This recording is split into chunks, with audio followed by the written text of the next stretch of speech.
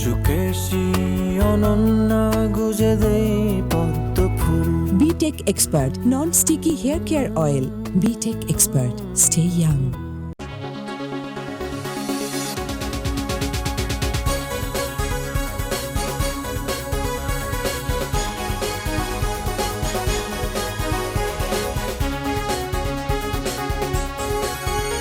প্রিয় দর্শক, আপনাদের সবাইকে সাদর আমন্ত্রণ জানাচ্ছি বিটেক এক্সপার্ট হেয়ার কেয়ার আমি সারিকা। আমার সামনে যিনি বসে আছেন তিনি বাংলা চলচ্চিত্রের অত্যন্ত শক্তিমান এবং জনপ্রিয় একজন অভিনয় শিল্পী। তিনি তার দীর্ঘ পথ চলায় অনন্য অভিনয় দিয়ে জয় করেছেন লাখো হৃদয়ের মন। ভিলেন চরিত্রে অভিনয় করলেও তিনি হয়ে উঠেছেন লাখো মানুষের আইকন। প্রিয় দর্শক, তিনি আর কেউ নন, the one and only Misha Saudagar. কেমন আছেন ভাইয়া? আলহামদুলিল্লাহ, বেশ আছি। It's so good to see you. এইখান থেকে একই ফিলিং তোমার জন্য। আচ্ছা ভাই, যে আমি শুরুতেই বললাম ভিলেন, এই শব্দটাকে আসলে আপনি কিভাবে বিশ্লেষণ করেন? আসলে এটা বোধের ব্যাপার। আমরা বোধ কতটুকু জাগ্রত করতে পেরেছি। হওয়া উচিত তো মানে অভিনেতা। এক্স্যাক্টলি। তো আমরা যেহেতু দুইটা ক্যারেক্টারই ফিল্মে বা কমার্শিয়াল ছবিতে দুটো ক্যারেক্টারে মানুষ দেখতে বসে থাকে, একটা হচ্ছে হিরো আর ভিলেন। তো এই জন্য দুইটাকে আসলে আলাদা আলাদা আইডেন্টিটি হিসেবে সবাই নেয়, এই জন্য আর কি বলা হয় ভিলেন হিরো। তো বাট আমি মনে করি অভিনেতাই বলা উচিত, কারণ পেশাটা হচ্ছে অভিনয় করা। সো দুটোই আসলে একই, দুজনেই অভিনয়ই করছেন। ওইটা একটা প্রতীকী নেম ভিলেন, প্রতীকী নেম হিরো, আসলে অভিনেতা, আমরা সবাই অভিনেতা। বাহ, চমৎকার করে আপনি আসলে সবার জায়গাটা আসলে ভাঙিয়ে দিলেন, এটাই আমি আসলে চাচ্ছিলাম। আচ্ছা ভাই, এখন যদি আসি যে দীর্ঘদিন আপনার এই পথ চলা, তো এতদিনের পথ চলার পরে নিশ্চয়ই অনেক উপলব্ধি এসেছে, অনেক চ্যালেঞ্জেসের মাধ্যমে আপনাকে যেতে হয়েছে এবং জীবনে অনেক কিছুর ঘটনার পরিপ্রেক্ষিতে হয়তো মানুষ সেইটার শেপ নেয়, কারণ we are the product of our environment. So এনভায়রনমেন্টে যা হয়, মানুষের জীবনে যেটা হয়, উত্থান পতন সব কিছুর কে উপেক্ষা করে আসলে মানুষ পরিপূর্ণ মানুষ হিসেবে আসলে গড়ে ওঠে। তো আপনার সেই জায়গাটা যদি আমি একটু জানতে চাই, যে আজকে আপনি যেই মানুষটি যাকে আমরা দেখি এবং এত শ্রদ্ধা করি, এই মানুষটা হওয়ার পেছনে যেই যাত্রাটা, সেটাতে সবচেয়ে ইম্প্যাক্টফুল আসলে আপনার মতে কি মনে হয় যে কোন ইনসিডেন্টটা ছিল? এটা কোনো ইনসিডেন্ট না, এটা একটা প্রসেস। অবশ্যই ইনসিডেন্ট হলে তো একটা ইনসিডেন্টে তুমি একটা ভালো প্রিপারেশন নিলে, একটা ইভেন্টে ভালো করলে শেষ। কিন্তু জীবন একটা ইনসিডেন্ট যদি তুমি নাও, যে আমাকে সারা জীবন এবং সারা জীবন প্রত্যেকটা মুহূর্তে আমাকে চেষ্টা করতে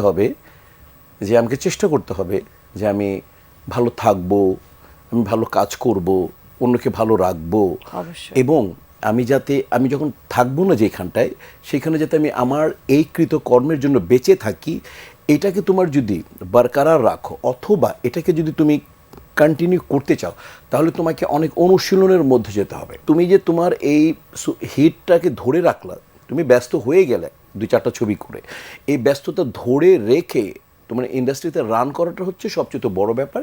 এর জন্য প্রয়োজন প্রসেস। তোমার মাইন্ডসেট থাকতে হবে যে তোমাকে একটা প্রসিডিউরের মধ্যে যেতে হবে, আমাকে প্রত্যেকটা দিন শিখতে হবে, প্রত্যেক দিনে আমার নতুন দিন, প্রত্যেকটা দিন আমি কিছু শিখবো, কিছু কালকে যেটা করেছি এটা আজকে আমার করা উচিত হবে না, আজকে যদি হয়ে যায় তাহলে আগামীকাল তো করবোই না। আসতে পারেন এই প্রশ্নে আসলে আমি এর পরে আসতাম ভাই, বিকজ আপনারা তো আসলে কাজ করছেন অনেক আগে থেকে এবং অনেকগুলো প্রজন্মের সাথে কাজ করেছেন। আমি যদি বলি বাংলাদেশের সবগুলো, আল্লাহ মেহেরবান, বাংলাদেশের সমস্ত প্রজন্মের সাথে অন্তত আমি কাজ করেছি।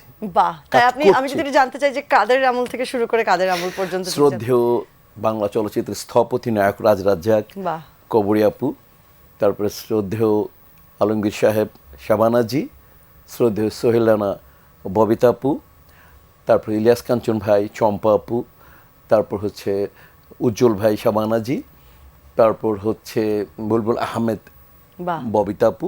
ইনাদের থেকে কাজ করতে করতে এসছে জসিম ভাই শাবানাজি, তারপর ইলিয়াস কাঞ্চন ভাইয়া, তারপর চম্পা আপু, দ্বিতীয় আপু। এরপর তো আমরা মৌসুমি, আমি, উমর সানি, সালমান, অমিত হাসান, রুবেল ভাইয়া, কাঞ্চন ভাই, তখন আমরা ঘিরে নিলাম। যদি জানতে চাই যে কোন প্রজন্মের সাথে বড় পর্দায় আসলে কাজ করা হয়েছে, সবচেয়ে কনিষ্ঠ বা সবচেয়ে এই প্রজন্মের এই প্রজন্মের সবচেয়ে কনিষ্ঠ কার সাথে কাজ করেছি, সেটা হচ্ছে সবচেয়ে কনিষ্ঠ কী হবে, মানে এখন যারা মার্কেটে রানিং তাদের মধ্যে সবচেয়ে ছোট মানে স্টারদের মধ্যে তো শ্যাম, আচ্ছা, ওর সাথে কাজ করা হয়েছে। ওর আগে যদি ধরি ইমন, নীরব, তারপর হচ্ছে ওই আলেকজান্ডার বো, এর ইমিডিয়েট আগের মানে যারা যাচ্ছে রিয়াজ ফেরদৌস, মানে রিয়াজ ফেরদৌসের পরে সাকিব এলো, সাকিব কন্টিনিউ করতেছে। এছাড়া কিন্তু মানে আমি কিন্তু মানে আজকেও আমি শুটিং করে আসছি। আমি এটাই বলছিলাম ভাই যে এত লম্বা সময় ধরে স্টিল বিং রেলেভেন্ট, আমি মানে বলছিলাম, রেলেভেন্ট থাকাটা কিন্তু ওই খুবই ডিফিকাল্ট ওই যে বিষয়। বললাম না, প্রসেসটা থাকতে হবে। এবং সবিজে ইচ্ছা করলে তুমি ব্যস্ত থাকতে পারবে না, তাহলে অমিতাভ বচ্চনের ছেলে অভিষেক বচ্চন কিছু একটা হতো। এরকম অনেক উদাহরণ রয়েছে। রাজ্জাক ভাই হয়তো বা বাপ্পা সেটা হতে পারেনি। তো সেই জায়গা থেকে বলি যে প্রসেস আর ভাগ্য লাগে। তো আমাকে উপরওয়ালার রহমত লাগে। উপরওয়ালার রহমত যদি থাকে তখনই প্রযোজক, পরিবেশক, দর্শক তোমাকে ভালোবাসবে, তাদের চোখে তুমি ভালোবাসা পাবা। বেশি দিন ভালোবাসা পাওয়া যায় না। এই ভালোবাসাটা টিকিয়ে রাখার জন্য তোমাকে একটা প্রসেসের মধ্যে যেতে হবে। কিন্তু সেই জায়গায় কি আপনার মনে হয় না আমাদের এখানে সেরকম কোনো গ্রুমিং এর জায়গা নেই, বা সেরকম কোনো প্রাতিষ্ঠানিক শিক্ষাও নেই, কোনো ইউনিভার্সিটিও নেই যেখান থেকে আসলে মানুষ শিখে আসবে, বা সেই গাইডলাইনের জায়গাটা? এখানে আমার এথিক্স বা আমার ফিলসফিটা ডিফারেন্ট। সবিজে ব্যস্ত হওয়া যায়, সবিজে নাম করা যায়, বা এখানে যে স্টারডামটা হওয়ার পর তোমাকে কন্ট্রোলে থাকতে হবে। তোমাকে কন্ট্রোলে থাকতে হবে। তুমি যদি নিজের রিপুকে বা স্নায়ুকে কন্ট্রোল রাখতে না পারো, তাহলে তো তুমি ওই যে বহমান পানির মতো তুমি চলে যাবা। তোমাকে থাকতে হবে তো এখানে ঘাট হয়ে থাকতে হবে। বহমান পানি হয়ে থাকলে হবে না। তুমি বহমান পানির একটা সাক্ষী হয়ে থাকো, ঘাট হয়ে যাও। এমন ঘাট হয়েও না যে ঘাটটা ভেঙে চলে যায়। এভাবে সুন্দর করে নিজেকে তৈরি করো। এটার জন্য প্রসেস দরকার। ওই প্রসেসটাই সম্ভবত আমি করি, আজকেও করি। এই মুহূর্তে আমি প্রসেস যাস। আমি তোমার ইন্টারভিউ দেখে আমি দুপুরে খাবার খাইনি। আচ্ছা, আমি হেঁটে আসছি, ফিট হয়ে আসছি। তো আমার আজকে অনেকগুলো ইন্টারভিউ, তো আমি দুপুরে খাওয়াটা স্কিপ করে যাব। আজকে ছোট্ট একটা প্রসেসের মধ্যে এটা, যাতে আমার শব্দ তৈরিতে কোনো প্রবলেম না হয়। তো এই আজকে I am in process today. Sir একটা ছোট একটা एग्जांपल আপনি জাস্ট মাত্র দিলেন, যেটা আসলে আর উপরওয়ালা বললাম না, উপরওয়ালার রহমত নসিবে থাকতে হবে। শোবিজে অন্য কোনো দর্শক কাকে কখন ভালোবাসবে বা কাকে পছন্দ করবে, এটা পুরোপুরি লাক। এবং এই লাখটাকে ধরে রাখাটা, কন্টিনিউ করাটা হলে গিয়ে তোমার কাছে, প্রসেসে থাকো তুমি। আচ্ছা ভাই, আমি যদি একটু জানতে চাই যে একদম নির্মাতাদের ক্ষেত্রে যদি বলি, যে একদম সিনিয়র নির্মাতা থেকে শুরু করে এখনকার প্রজন্মে যারা নির্মাতা, তাদের সাথেও কাজ করছেন, তো এই মূল কাজের জায়গাতে আমরা জানি টেকনিক্যাল বিষয়গুলো জানি যে 35 ক্যামেরা থেকে এখন ক্যামেরা চেঞ্জ হয়েছে, লাইটের জায়গা আমাদের অনেক অ্যাডভান্সড হয়েছে, এডিটিং এর জায়গা অনেক অ্যাডভান্সড হয়েছে, বা প্রম্পটিং এর যে সেশন মানে সিস্টেমটা আগে ছিল সেগুলো হয়তো এখন চেঞ্জ হয়েছে, ডায়লগ মুখস্থ, এই টেকনিক্যাল বিষয়গুলো জানি। কিন্তু আপনার কাজের কমফোর্টের জায়গায় যদি বলি যে আপনি কাজ করতে, যে আপনার কি মনে হচ্ছে যে মূল ওয়ার্ক এথিক্সের জায়গা বা ওয়ার্ক এনভায়রনমেন্টের জায়গায় মূল চেঞ্জ কি এসছে, সেই প্রশ্নের উত্তর আমরা নেব, কিন্তু তার আগে নেব ছোট একটি বিরতি। দর্শক, ফিরছে বিরতির পর। 95% পিতামাতা চান না তার ছেলে মেয়েরা সংস্কৃতির সাথে যুক্ত থাকুক, স্পোর্টসের সাথে যুক্ত থাকুক। সুকেশী অনন্যা গুজে দেই পদ্ম ফুল। BTech Expert Non-Sticky Hair Care Oil. BTech Expert. Stay young. দর্শক, ফিরলাম বিরতির পর। আপনাদের সবাইকে আবারও স্বাগত জানাচ্ছি। কথা হচ্ছিল আমার ভীষণ পছন্দের একজন মানুষ মিশা ভাইয়ের সাথে। যাওয়ার আগে ভাইয়া জানতে চাচ্ছিলাম যে অনেকের সাথে তো কাজ করেছেন, তো এবং অনেকগুলো প্রজন্মের সাথে কাজ করা হয়েছে, তো কাজের এনভায়রনমেন্টের জায়গায় যদি বলি যে মূল পরিবর্তনটা এত বছর, দীর্ঘ কত বছর, আমি কাউন্টও করতে পারবো না আসলে আপনার ক্যারিয়ারে কত বছর, প্রায় 37 বছর। 37 বছর। তো এটা মানে বয়সও তো সেটা না, আমি কিভাবে বলবো। তো সেই জায়গা থেকে যদি বলি যে মূল পরিবর্তনটা আসলে কি এসেছে? মানে পরিবর্তনটা, উপস্থাপনার পরিবর্তন এসছে। উপস্থাপনাটা ডিফারেন্ট হয়ে গেছে। তুমি যেটা বললা, খুব সুন্দর কথা বললে যে 35 ছিল ক্যামেরা আগে, রিল অনেক দামি, অনেক 25,000 টাকা থাকতো লাস্টের দাম, একটা রিল 25,000 টাকা, 400 ফিট মনে থাকতো এখানে ফুটেজ, নেগেটিভ থাকতো। মানে রূপালী জগৎ, ওটা রূপার ছিল, ওইটা ফ্রেমটা কোনো একটা রূপার কাজ ছিল, এই জন্য রূপালী জগৎ বলো ফিল্মকে। এখন ওই রূপালী জগৎটা তো নাই, এখন ওই তো রিল ব্যবহার করা হয় না। এখন তো একটা টেক নেয় বলে, ক্যামেরার জন্য আরেকটা টেক নেই। এখন অতিরিক্ত তথ্য সমৃদ্ধ, মানে ক্যারেক্টার, বাচ্চারা খুব তথ্য সমৃদ্ধ কাজ করতে চায়, বা টুকটাক নির্মাতা যারা আছে তারা খুব তথ্য সমৃদ্ধ, কিন্তু আবেগের সত্যতাটা তাদের প্রকাশ করতে পারে না। আগের আমলে যারা ডিরেক্টর ছিলেন, যারা নির্মাতা ছিলেন, তারা আবেগটা একেবারে ফুটিয়ে তুলতে পারতেন, যে এই শটটা পার্টিকুলার চোখে এই যে পাতাটা পড়বে, ওইখানে কি মিউজিক দিবে, এবং ওই সময় দর্শকের কি হাল হাকিকত হবে, তারা একদম পরিষ্কার ছিলেন। এখন অত্যন্ত তথ্য নির্ভর হতে যে নির্মাতা আর্টিস্ট ক্যারেক্টারটা এরকম হতে হবে, হ্যাঁ বায়োপিক করছে ওইরকম কি করেছিলেন উনি, ওটা ওটা ওটা Technical বিষয়টা ওটা অনেক তথ্য sound। মানে তথ্য জানতে যে আবেগের সত্যতা আর খুঁজে পাওয়া যায় না, সত্যটা এই সত্যটা মানে কারণ সবকিছুর ব্যাখ্যা তো ঢেকে আসলে যায়। মানে বই পুস্তক আসলে লেখা যায় না, অনেক হ্যাঁ, কিছু তো হয়তো আর ব্যাখ্যাই থাকে বিষয়টা হলো আসলে ওই ইমোশন। ক্যারেক্টারটাকে তুমি যে লালন করো, ওই ক্যারেক্টারটা তুমি যদি আবেগটা ধরতে পারো, দর্শকের সাথে তোমার কানেক্ট করতে কোনো অসুবিধা হবে না। আর তুমি অনেক কিছু জেনে নিলে এই ক্যারেক্টার এই চরিত্র এটা হাঁটবে চলবে এই ফিরবে, দর্শক কানেক্ট করতে পারলো না, তোমার কোনো লাভ নেই। তোমাকে দর্শকের জন্য ছবি বানাচ্ছ, তোমার জন্য ছবি বানাচ্ছ না। ভুলটা হচ্ছে তুমি তোমার জন্য পারফেক্ট করতেছো, তুমি পারফেক্ট হওয়ার কোনো দরকার নেই, ক্যারেক্টারটা পারফেক্ট করো, আবেগটাকে পারফেক্ট রাখো, দর্শক কানেক্ট করতে পারতেছে কিনা। তুমি তোমার মতো আচ্ছা, করে খুব দর্শকদের করলে, জায়গায় যদি দর্শক বলি- ছবি দর্শকের, অবশ্যই প্রডিউসার দর্শকটা ইনভেস্ট করতেছে এটা রিটার্ন পাওয়ার জন্য। তুমি তুমি প্রডিউসারের টাকা নিয়ে তুমি এত মানে তোমার সত্য মানে দেখাতে যেও না যেখানে আসল সত্যটাই ঢাকা পড়ে বুঝছি, যায়। কিন্তু আমাদের জন্য সবচেয়ে ভালো খবর হচ্ছে দর্শকরা এখন আবারও হলমুখী হচ্ছে, আবারও হলের দিকে সবাই যাচ্ছে, এবং মাঝখানে আমাদের যে একটা ক্রাইসিস মোমেন্ট গেছে বাংলা সিনেমা, সেই জায়গাটা এখন অনেকটা উতরে এসছে এবং না, মানুষ সারিকা, আবার এটা এটা দর্শক- ঘটনা সত্য না। আচ্ছা। এটা মোটেও আপনি সত্য এটাকে না। কিভাবে হ্যাঁ, দেখেন? মোটেও সত্য না। ঈদে একটা ছবি মানে ঈদে একটা ছবি, গত ঈদে একটা ছবি মনে হয় প্রডিউসার টাকা পাবে, সেই ছবিটার নাম হচ্ছে মনে হয় বনলতা এক্সপ্রেস। এই ছবিটা মনে খানিকটা প্রফিট হবে, বাকি ম্যাক্সিমাম ছবি তো মনে করো যে লস হবে। তাহলে দর্শক কোথায় গেল? দর্শক গেল কিন্তু আমরা তো হলে যে হলের টিকিট পাওয়া যাচ্ছে না, না। হলে না, সিনেপ্লেক্সে। সিনেপ্লেক্সে। বনলতা ছাড়া তুমি সব টিকিটই তো পেলে, অ্যাভেলেবেল পেলে। যা তথ্য যা পেলাম এবার, যা ঈদে যতগুলো ছবি রিলিজ হয়েছে, কোনো ছবিতেই পুঁজি উঠাতে পারিনি। তাহলে কোথায় দর্শক কোথায় যাচ্ছে? আর দর্শক সিনেপ্লেক্সে গেলে হবে না, দর্শককে সিনেমা হলে যেতে হবে, সিনেমা হল এবং সিনেপ্লেক্স। তো সেই জায়গায় আমাদের কি হলও আরো বানানো উচিত, বা কারণ এখন যদি এটা দর্শকের হল বাড়ানো, আমি ওই ওই পক্ষে আমার যাওয়ার দরকার নেই, ওটা ব্যবসায়ীদের কথা। আমার কথা হচ্ছে আর্টিস্ট লাগবে, এবং প্রান্তিক জনগোষ্ঠী থেকে আরম্ভ করে তোমার মানে যারা মানে মানে স্ট্রেট কথা হচ্ছে যে গুলশান টু আমরা গুলিস্তান বলি, খুব ইজি হয়। গুলশানের একটা অডিয়েন্স যে ছবিটা দেখবে, গুলিস্তানে খেটে খাওয়া মানুষ ফুটপাতে ও যে ছবি দেখবে, একই ছবি উভয়কে দেখতে হবে, এটা হচ্ছে ফিল্ম, এটা দেখতে হবে। এই খালি সিনেপ্লেক্সে একটা কন্টেন্ট তুমি বানালে চললো, এটা একটা দুটো, এটা হবে না, এক দুটো ছবি হবে না। ঈদে একটা লাইক উৎসব ভালো গেছে, তামিম নূরের কংগ্রাচুলেশনস, বনলতা এক্সপ্রেস তার ছবি ভালো গেছে এবং বাংলাদেশের তৈরি ভালো গেছে। এছাড়া কোনো ছবির হালাকিকাত তুমি জানো তো, বাকি বড় বড় ছবি সব ডাব্বা। তো দর্শক কোথায় যাচ্ছে? ঈদ ছাড়া যদি তুমি খালি ঈদ ছাড়া যদি কোনো মানুষ হল বন্ধ থাকে, তাহলে কে যাচ্ছে হলে? কে যাচ্ছে? যাচ্ছে না কেউ, কারণ আর্টিস্ট তৈরি হচ্ছে না, প্রডিউসার নেই। এটার জন্য অনেক গবেষণা লাগবে, সম্মিলিতভাবে সবাইকে চেষ্টা করতে হবে, নতুন মুখে আর্টিস্ট আনতে হবে। আচ্ছা ভাইয়া, তো আপনি তো শিল্পী সমিতির সভাপতি, তো একটা বেশ দায়িত্বের জায়গায় বসে আছেন, এবং এরকম অনেকেই আছে যারা ফিল্মে আছেন, তা যা যদি আমি বলি যে ডিরেক্টরস গিল্ড বা হয়তো প্রোডিউসার্স গিল্ড, তো আপনাদেরও তো কিছুটা দায়িত্ব রয়েছে।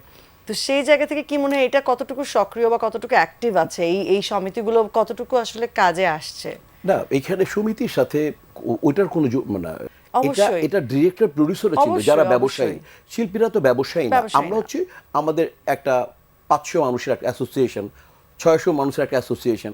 আমরা কিভাবে ভালোভাবে আমরা এখানে একটা গল্প তাদের করতে ভালো পারি। মন্দটা হয়তো তাদের আপনারা ভালো মন্দ, দেখছেন। তাদের সাথে যাতে নির্মাতাদের কোনো গন্ডগোল না হয়, তারা যাতে কখনো কোনো নির্মাতাকে না হয় হ্যাঁ বা- স্ক্যাজুয়াল নিয়ে কোনো ঘাপলা না করে, Right. এই তারা তাদের রাইটস খুঁজে পাচ্ছে কিনা, এইটুকু আমাদের আর কোনো কাজ নেই।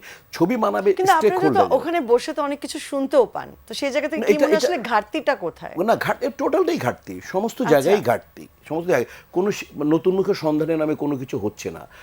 আজকে তুমি জানো ছবি কারা বানায়? প্রডিউসাররা। প্রায় 10 থেকে 15 বছর যাবৎ বাংলাদেশের প্রডিউসার অ্যাসোসিয়েশন বন্ধ। গুলিস্তানে শত শত প্রোডাকশন হাউস ছিল, কাকরাইলের শত শত প্রোডাকশন হাউস ছিল, বন্ধ।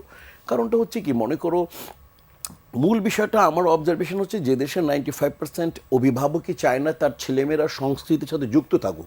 আরও পার্সেন্টের বেশি হবে, আমি একটু কমাই বললাম। 95% পিতামাতা চান না তার ছেলেমেয়েরা সংস্কৃতির সাথে যুক্ত থাকুক, নাচে হোক, গায়ক হোক, আর্টিস্ট হোক, আঁকে হোক, স্পোর্টসের সাথে যুক্ত থাকুক। তুমি কি খেয়াল করে দেখেছো? তাহলে তুমি আমি কেউই সংস্কৃতির সাথে জড়িত না। যে দেশের 95% অভিভাবকই চায় না তার ছেলে মেয়ে সংস্কৃতির সাথে যুক্ত থাকুক, তাকে ডাক্তার ইঞ্জিনিয়ার বানিয়ে পিএইচডি করতে বিদেশে পাঠিয়ে দিচ্ছ। তো এই দেশে তো সংস্কৃতি জন্মই হওয়ার কথা না। এখানে তো হবে না। সেই জায়গা থেকে আসলে ফাইট করে আমরা এই পর্যন্ত আমরা যতটুকু তোমরা আসলে আসা বিক্ষিপ্ত ভাবে, এটাকে বিক্ষিপ্ত বিচ্ছিন্ন ভাবে ওই বিচ্ছিন্ন তুমি ভাবে। পুরা এই 38 বছর ধরে কাজ করে যাচ্ছি, একটা মিশর সওদাগর 20 কোটিতে একটা মিশর সওদাগর এক্সাম্পল হতে পারে না, হতে পারবে না।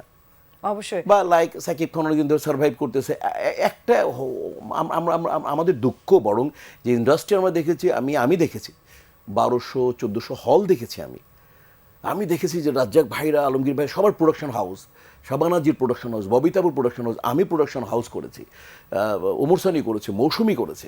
তো আমরা সবার আর্টিস্টদের মানে প্রডিউসাররা তো আছেনই, বড় বড় আর্টিস্টদের প্রোডাকশন হাউস ছিল, এখন তো একজনেরও নেই, কোনো প্রোডাকশন হাউসই নেই। তো কাজে এটা নিয়ে এটা দীর্ঘ পরিকল্পনা করতে হবে এবং সবাইকে সম্মিলিতভাবে, এবং সরকারকেও এটা ব্যাপারে বিশদ অবশ্যই। চিন্তা করতে হবে। আমি কিন্তু নতুন মুখ থেকে এসেছি, মান্না নতুন মুখ থেকে, অমিত হাসান আচ্ছা। নতুন মুখ থেকে, মানে ট্যালেন্ট হান্ট থেকে তখন একটা এসেছি, hunt whole হতো, আমি বাংলাদেশে। জানি যে ওই hunt থেকে অনেকেই আমি 6 এসেছে। Batch as a hero, Amit Hasan আমি, আবার মান্না, সোহেল ভাইয়া, সেটা হচ্ছে 84 ব্যাচ, দ্বিতীয় 84 ব্যাচ। তো এরকম কম্পিটিশন লাগবে। তো এটাকে মানে ফিল্মকে সম্মান করতে হবে, কমার্শিয়াল ছবি বানাতে হলে সবাইকে মিলে কাজ যদি না হয়, তাহলে এভাবে তুমি ওই যে আবছা আবছা নিউজ পাবে তুমি। এই Absolutely. আজকে 1500 হল ছিল, 1200 হল ছিল, এখন হল আছে 100টাও না। তো তুমি যে বলো হল বাড়িয়ে লাভ কি? আপনি কন্টেন্ট হচ্ছে Content না হলে আসলে ফিল্মে লাভ ফিল্ম কি? তোমাকে দেখতে হবে। মানুষ বলবেন সমিতি কর, পরিচালক সমিতি, তার মেম্বারদের ভালো মন্দ আলাপ করবে, একটু স্টাডি করবে, শেষ। এটা তাদের কাজ না। কাজ হচ্ছে এখানে যারা প্রডিউস করবে, মূলত যারা প্রোডাকশন করবে, তারা ইনভেস্টার এবং যারা স্টেক হোল্ডার আছে, এবং সরকার যদি কম্প্যাক্ট হয় তখনই তখন সম্ভব। যে একটা পরিবর্তন। না হলে সম্ভব। যাক ভাই, আমরা খুবই ভালো ভালো এবং কনস্ট্রাকটিভ অনেকগুলো বিষয় শুনলাম আসলে, যেগুলো নিয়ে আসলে আলোচনা হওয়া উচিত, কিন্তু মানুষ আসলে এগুলো নিয়ে খুব একটা আলোচনা করে না। আমাদের আরেকটা বিরতি নেবার সময় হয়ে গেছে, ফিরছি বিরতির পর। দর্শক, ফিরছি বিরতির পর। মানুষ যদি আমাকে দেখে বুঝতে পারে যে এই লোকটা তার কর্ম ঠিক রেখেছে, ধর্মও ঠিক রেখেছে, এই জিনিসটা আমি প্রচার করতে চাই। দর্শক, ফিরে এলাম বিরতির পর। কথা হচ্ছিল মিশা ভাইয়ের সাথে। ভাই, আমরা অনেকক্ষণ ধরে কাজ নিয়ে কথা বললাম, চলচ্চিত্র জি, জি, নিয়ে জি। কথা বললাম, কিন্তু ব্যক্তি আপনাকে নিয়ে একটু কথা বলতে চাই, আপনাকে একটু জানতে চাই। আমরা তো আপনাকে চিনি, জানি, আমরা পর্দায় আপনাকে সবসময় যা দেখে এসেছি, ব্যক্তি লাইফে আমি আপনাকেও চিনি, ভাবিকেও চিনি, পুরোপুরি একদম তার 360 যদি মানে উল্টো বলি, আমরা সবসময় সেরকমই আপনাকে দেখে এসেছি। জি, জি। তো সেই জায়গা থেকে আমি যদি বলি যে আপনি নিজেকে ডিফাইন করতে বললে কিভাবে করবেন?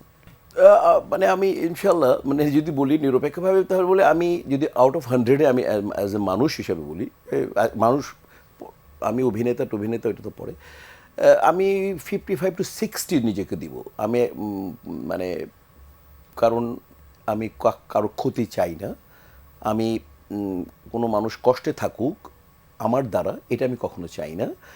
কারণ মানবতা বোধ, আমি একটা শিল্পী তো পরে হলাম, কিন্তু অনেক ছোটোবেলা থেকে দেখি আমি মানুষ ভালোবাসি, মানুষের কষ্টকে নিজে লালন করি, কোনো কিছু বলার আগে, করার আগে চিন্তা করি, ওটা যদি আমি হতাম।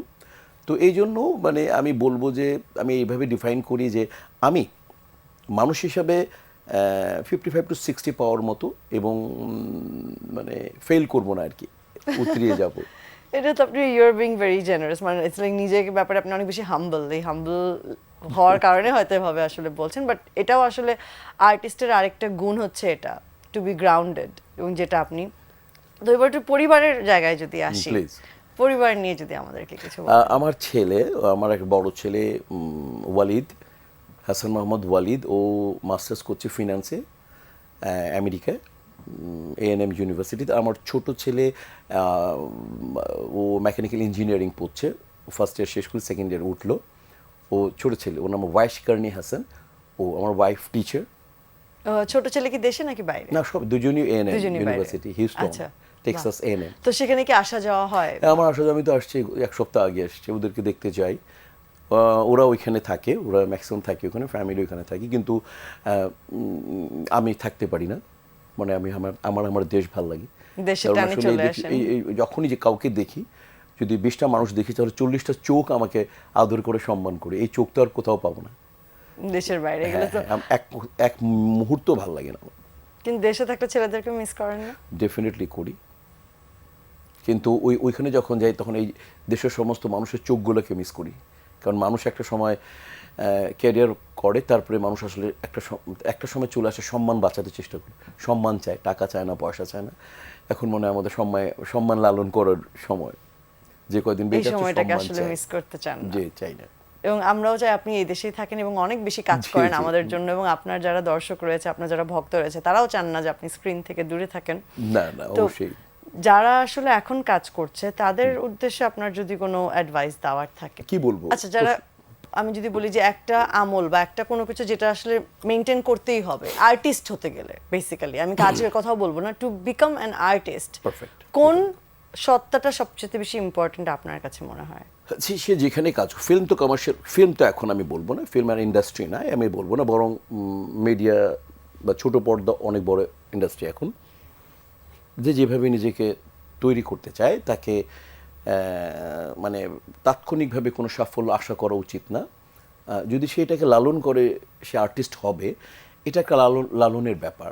এটাকে আগে তাকে প্রতিটা নিয়ত সমস্ত কাজকর্মে তাকে আর্টিস্টিক ব্যাপারগুলোকে লালন করতে হবে। তাকে তার যা সিনিয়র্স, তার যা সমসাময়িক, তাদের কাছ থেকে জানবে, তাদের সাথে মিশবে এবং সবসময় নিজেকে স্টুডেন্ট হিসাবে রাখবে। সে বাহ, সবসময় স্টুডেন্ট, সে শিখবে, সুযোগ পেলে সে দেখাবে সে কিছু শিখেছে।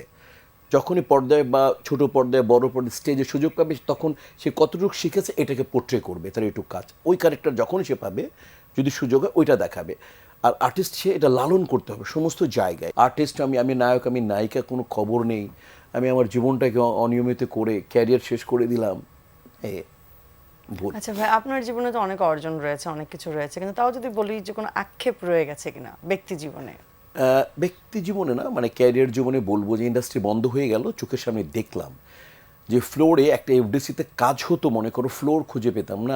আমি হায়েস্ট 5 পার্টি কাজ করেছি, এটা কোনো নাম করা হামুড়ি কোনো ব্যাপার না, দুই পার্টির উপরে কাজ করা উচিত ছিল 2 শিফটে। 5 আমি সকাল 6টা থেকে রাতে 3টা পর্যন্ত কাজ করেছি ব্যস্ততার জন্য। এটা কোনো ক্রেডিট না, ব্যস্ততা থাকলে যা হয় এটা সবাই করে। কিন্তু আমি যে ইন্ডাস্ট্রি দেখেছি, ইন্ডাস্ট্রিটা চোখের সামনে দেখলাম বন্ধ হয়ে গেল। এখন আর আমরা হলে ছবি হলে রিলিজ হলে যাই না, গ্রামের হলগুলোতে। এখন আর আমরা ফার্স্ট রান বলি না, first run release, second run release, third run release. এখন আর একটা ছবির জন্য, একটা ছবি হিট সুপারহিট হয়ে গেলে টোটাল ওই প্রোডাকশনে যারা কাজ করেছে, প্রোডাকশন বয় থেকে আরম্ভ করে প্রডিউসার, সবাই ভ্যালু বেড়ে গেছে, সবাই ফোকাসড হয়ে গেছে। এটা আর এখন হয় না, ইন্ডাস্ট্রি বন্ধ হয়ে গেল। ইন্ডাস্ট্রি হয়ে গেল ঈদ আর বকরিদ, এটাও ইন্ডাস্ট্রি না। ইন্ডাস্ট্রিটা বন্ধ হয়ে গেল, চোখের সামনে দেখলাম, এটা বিরাট আক্ষেপ। ব্যক্তি জীবনে এমন কোন স্বপ্নটা দেখেন যেটা এখনো পর্যন্ত সত্যি হয়নি? ব্যক্তি জীবনে আসলে এটা আসলে যতটুকু আমি খুব ধর্ম লালন করি, ক্যারিয়ার নিজের জন্য অনেক সময় দিয়েছি, মানে যতটুকুন জানি এই আসলে কর্মের পাশাপাশি ধর্মটাকে আমি সবসময় রেখেছি, তোমরা জানো। তো এই বিষয়গুলোকে মানুষ যাতে আমাকে দেখে যদি অভিনেতা হিসেবে জানতে পারে, মানুষ যাতে আমাকে দেখে বুঝতে পারে যে এই লোকটা তার কর্ম ঠিক রেখেছে, ধর্মও ঠিক রেখেছে, এই জিনিসটা আমি প্রচার করতে চাই, যে কর্ম ঠিক রেখেও ধর্ম পুরা মানা যায়। এটা এই জিনিসটা আমি মানে করতে চাই, যদি আমার তৌফিক হয় এটাকে আমি করব। মানে শুধু না আমি ধর্ম করলাম কর্মবাদ না ভাই, আপনি কর্ম করলেন ধর্মবাদ না, এটাকে প্যারালাল মেনটেন করা যায় ইচ্ছা করলে। সুস্থ সংস্কৃতি চর্চা করা যায়, সুস্থভাবে সুন্দরভাবে থেকে ধর্ম লালন করা যায়, দেশকে ভালোবাসা যায়, দেশের মানুষকে ভালোবাসা যায়, এবং খালি নিজের ধর্ম না, সমস্ত ধর্মকে সম্মান করে মানবিক মূল্যবোধ তৈরি করে বিশ্বের দরবারে পৌঁছে দেওয়া উচিত। বাহ, চমৎকার ভাই, আপনার সাথে কথা বলতে ভীষণ ভালো লাগছিল। কথা এখনো শেষ করতে ইচ্ছে করছে না, কিন্তু আমাদের সময় স্বল্পতার কারণে এখানেই বিদায় নিতে হবে। আপনাকে অসংখ্য ধন্যবাদ আমাদেরকে সময় দেওয়ার জন্য। দর্শকদের উদ্দেশ্যে কিছু বলতে চাইলে আপনি বলতে পারেন। প্রিয় দর্শক, যে যেখানে আছেন, যারা আমাকে দেখছেন, তাদের সবাইকে জানাই আমার হৃদয় নিংড়ানো শুভেচ্ছা, ভালোবাসা। সবাই সুস্থ থাকুন, ভালো থাকুন, শুধু নিজেরা থাকবেন না, অপরকেও ভালো রাখবেন এবং সুস্থ রাখতে চেষ্টা করুন। Thank you very much. হ্যাঁ, যাবার আগে আপনার জন্য একটা উপহার আছে বিটেকের পক্ষ থেকে।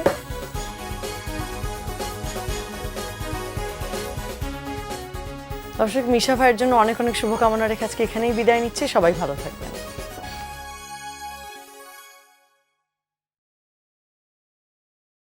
সুকেশী অনন্যা গুজে দেই পদ্ম ফুল। BTech BTech Expert Non-Sticky Hair Care Oil. BTech Expert. Stay young.